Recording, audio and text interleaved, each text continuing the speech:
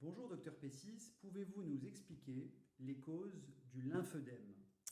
Bonjour.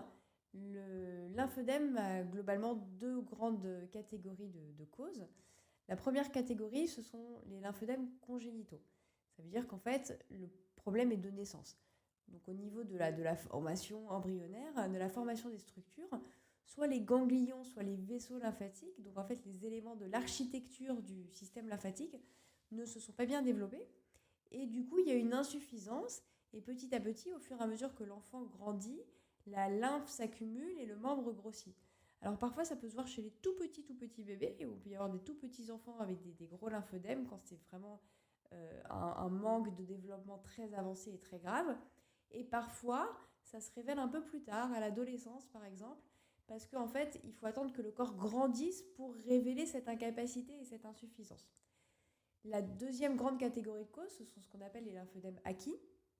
Et ça, en général, c'est soit suite à un accident, soit suite à une chirurgie qui a abîmé le système lymphatique et ou les ganglions lymphatiques. Donc la cause numéro 1 à laquelle on pense tous, c'est la chirurgie du cancer. Donc je vais prendre l'exemple du cancer du sein. Quand on a un cancer du sein, parfois on est obligé d'enlever les ganglions du sein parce que ces ganglions ont été touchés par le cancer. Donc pour soigner, pour guérir le cancer, on est obligé d'enlever tous ces ganglions. Et après, on a ce qu'on appelle un gros bras parce que le système de drainage de la lymphe n'est plus effectif.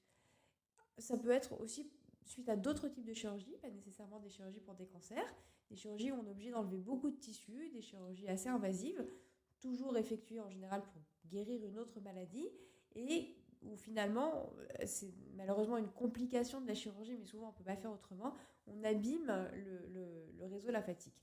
Et parfois, ça peut faire suite à des accidents. Voilà, mais la cause numéro 1, clairement, c'est quand on a enlevé des ganglions qui étaient atteints par un cancer.